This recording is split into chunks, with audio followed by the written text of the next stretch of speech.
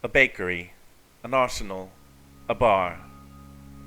Through revolutions, civil wars, and hippie movements, the small building at 813 Congress has stood the test of time.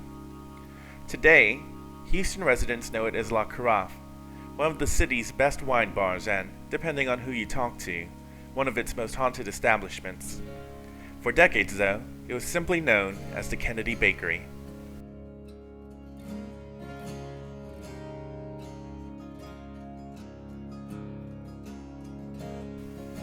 This small corner on Congress Street was originally bought by John Kennedy when he immigrated to Houston in 1842. Proud husband to his wife Matilda, and father to 3 children, John, Mary, and Daniel, the elder Kennedy was at heart an entrepreneur. He would go on to become one of the wealthiest men in the city, with a worth of over $100,000.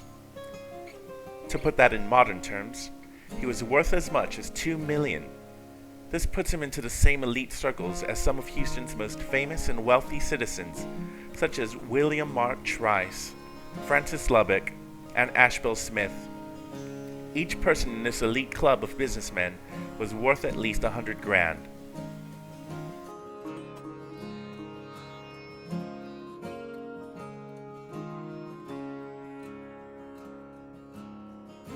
John Kennedy's wealth was built on a growing number of business ventures he launched, all centered around 800 Congress Street. He owned all the buildings on the north side of the block, which included the bakery and 2 masonry buildings. Altogether, this strip was known as Kennedy's Corner, but it all began with the building at 813 Congress. It wasn't originally a bakery, though. No, the original Kennedy Bakery was built on Franklin Street and remained there until the 1850s. John Kennedy might have been content with letting it stay that way, if not for a fire that swept Congress Street in 1860. It began at 11 p.m. on a Friday, during a dry August that was forcing the city into a drought. Fires were sweeping Houston, causing nearly $400,000 in damages, or $8 million by today's standards. That was just in the first 8 months of the year. The fire of 1860 that swept Congress was just one more in a long line of these, and it claimed a number of victims. It started between the Kennedy Building and the Hoffman Hotel, then passed west. As it fed on the wood for fuel, it grew larger, more severe, destroying Hogan's Grocery and Ruby's Drinking Saloon. It destroyed nearby homes before jumping across Milam Street, eating away at the tenement buildings there, and claiming at least one life, a poor blind man the locals knew as Perkins. Accounts say that others tried to save him, but in the end, it wasn't possible. In the aftermath, the Kennedy Building that had stood on that foundation since 1842 was in shambles. It was then that John Kennedy decided to move his old Kennedy Bakery to the new building he'd be constructing at the site, creating the 2-story structure that still stands on that property today.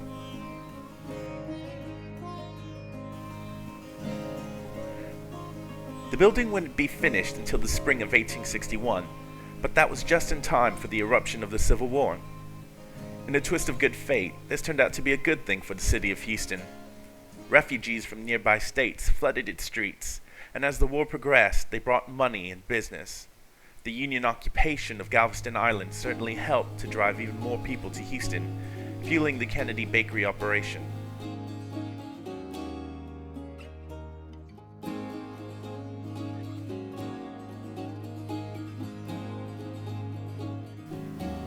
But John Kennedy wasn't satisfied with just making goods for the citizens of the city.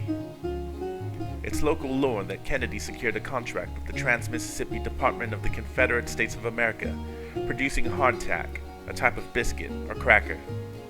Hardtack isn't difficult to make, nothing more than flour, water, and salt, but it was cheap to produce, long-lasting, just tasty enough. For a business like the Kennedy Bakery, it was easy to produce, economical, and profitable. Still, Kennedy didn't stop there.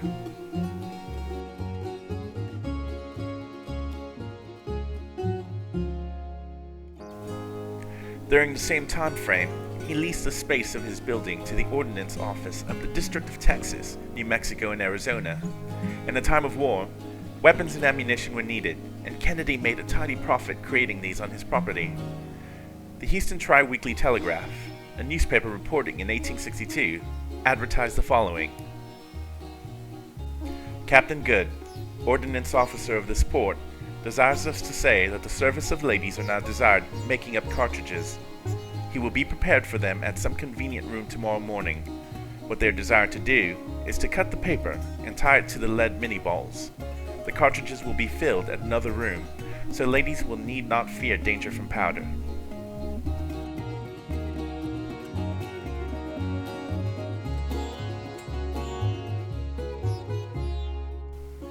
The Telegraph would later report that the Kennedy Bakery was chosen as a location for the construction of the cartridges.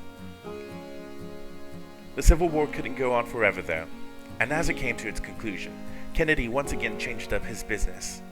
His bakery was moved to San Jacinto and Caroline, where they continued the industry of breads and cakes. Meanwhile, Kennedy's Corner was being rented out to anyone willing to put down the money. It was mostly home to printing presses and grocery stores, such as Gray, Smallwood and Company, who printed the Houston City Directory of 1866. The Kennedy Bakery actually did its last business as a bakery in 1870, and was rented out from that point onward.